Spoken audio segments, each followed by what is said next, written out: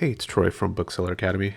Today we're going to talk about unavailable balances and specifically the estimated delivery date and how that affects your unavailable balance.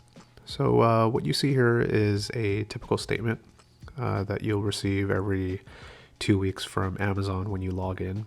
You can see here that the closing balance is 5,400 and then the unavailable balance is about 22. So why is that? Why do they keep unavailable balance? So this is mainly for just to ensure that the item has been delivered, especially if you are doing a FBM operations or a combination with FBA.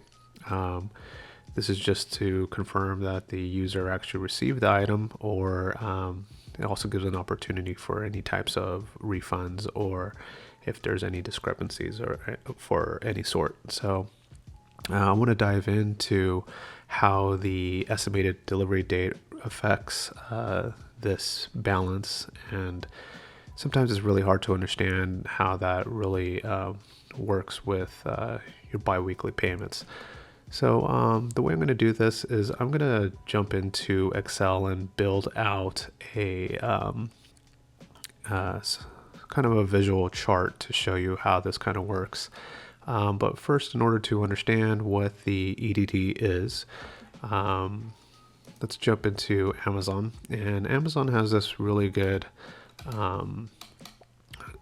chart here that shows you on the reserve period and then when your funds are available. So what's interesting about these charts is they're actually using a book to actually give you an example of how your payments come through. So if we look at this chart, let me just zoom in real quick. Okay. So we have this chart here. So this is an example based off of if you just sell a book on January 1st and the actual delivery date is January 6th. So from a merchant fulfilled option, obviously 6 days is not going to be your typical route here. From an FBA, it's going to be 2 days. But I'm assuming that they use this same type of formula to determine your unavailable balance and when the funds are actually available. So we could go through this one by one. So what they're saying here is that a customer buys your book on January 1st and you ship out the book and it takes about 6 days to get there. So this is the actual delivery date of the book, which is January 6th. So the book is delivered on January 6th, and it looks like from that point there is a 7-day reserve period. And this gives you for all the possible delivery times from January 6th. So even though that the book may have said that it's been delivered whatever through confirmation or whatnot, but I think even from a customer standpoint that maybe they haven't actually received it yet. But so I could kind of understand that from a 7-day rule, but the 7-day rule starts from January 6th all the way to January 14th. And then it looks like after the 14th, then the funds from the sale are actually available. And then they say here on the 24th, their payment date. So this isn't a perfect situation where you have a biweekly payment. So let's say you have one every 14 days. This is when it'll be available, but actually it'll be in your bank around the 31st. But let's put this in a diagram where we could understand this a little bit more. So I'm just going to pull up a spreadsheet here. I'm just using Google just because it's online and it's free to use.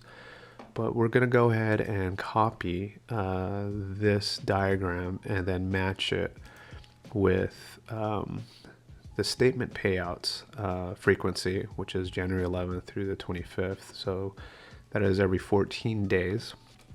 And it looks like the transfer be initiated on the 26th. So we're going to diagram this out in a way where we could understand it a lot better.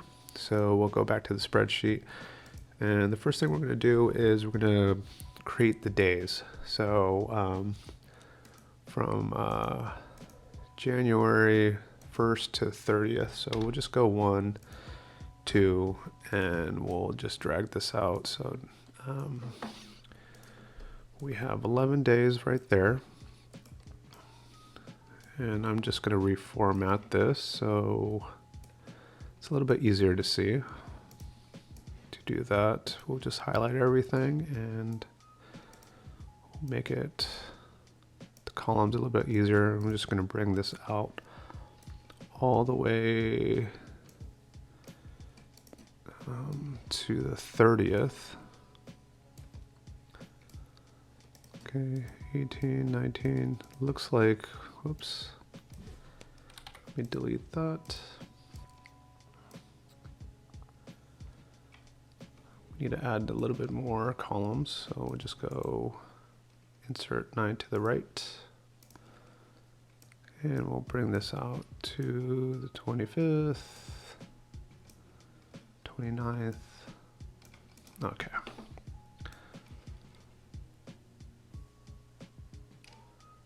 Then we'll adjust this. So now it's a little easier to see. We also need some room to the right. There we go. We're gonna zoom into this. Let's see if we could.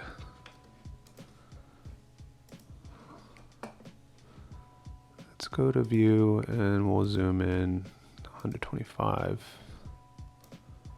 Perfect. And we can bring this down a little bit more. So these are the days. Typical days of the month. And we are going to follow this diagram. So it looks like from January 1st to the 6th, we have an actual delivery date of the book. Okay. So I think with this example, we're going to go with FBM first. And this is the delivery.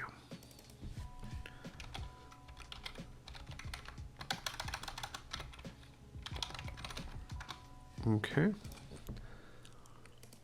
Then what it's saying, there is a 7-day reserve period, and that's from the 6th through the 14th.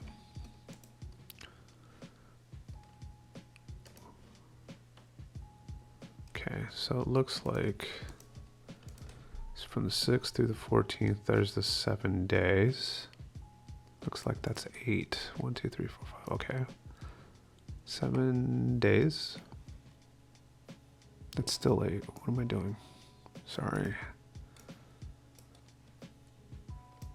I see. I think that should be fine.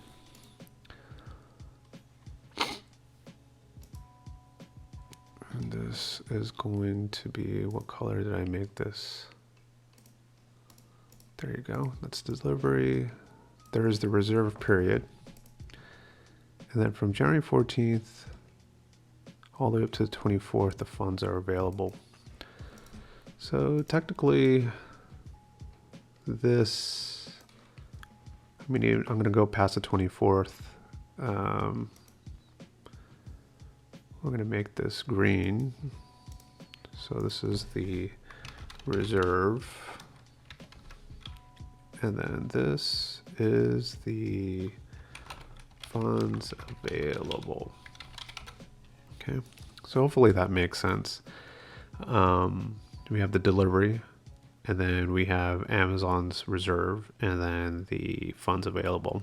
Okay, and then we're going to follow this statement. So from January 11th through the 25th. Okay, so January 11th through the 25th. That's the statement.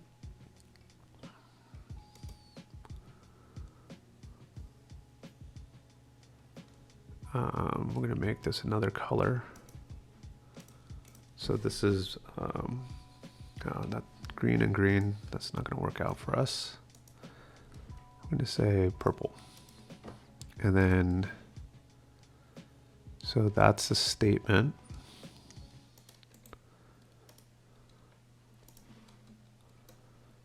Sorry, I'm going just to make this. So here's the statement.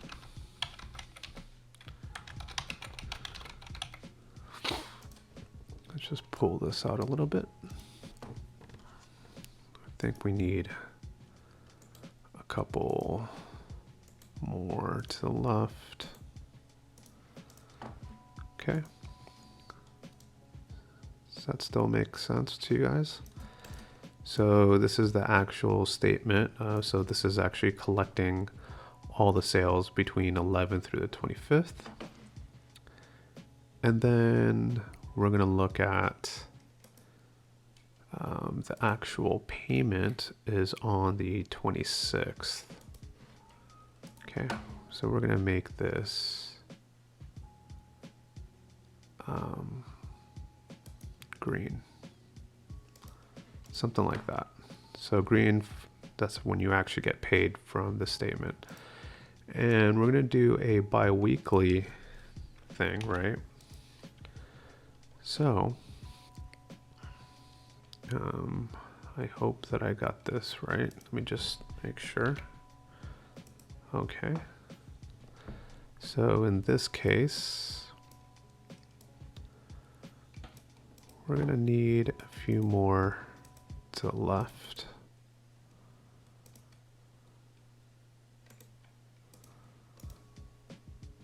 Okay, this should actually be,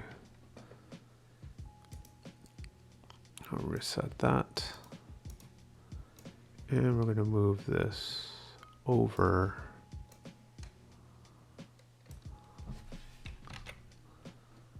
I think, okay. We're looking at 4 down, so 4 down. That, I think I went over a little bit.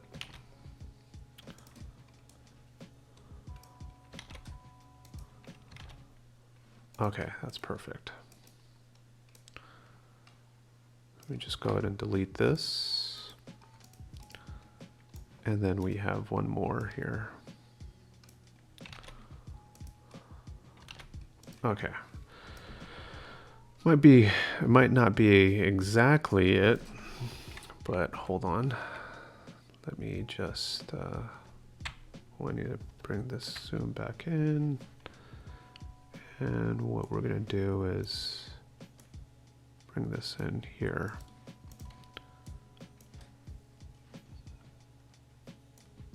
Just like that.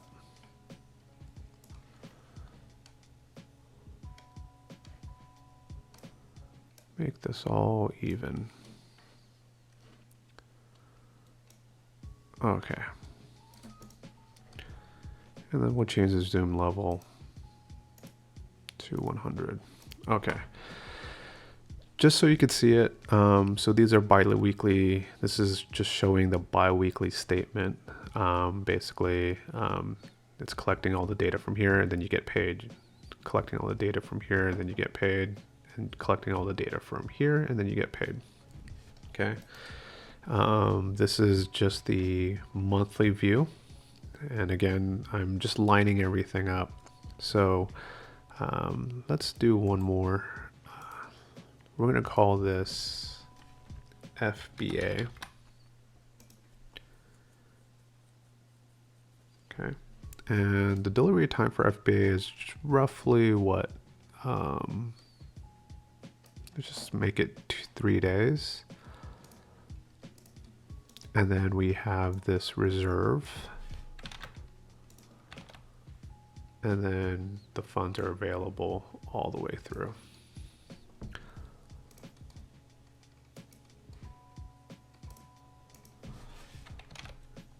Okay. And we're going to insert one above, just so we could see this a little bit better. I hope you're enjoying this Excel brilliance that I'm putting together. We're going to insert one more above. And we're going to make this back to white. All right. Okay.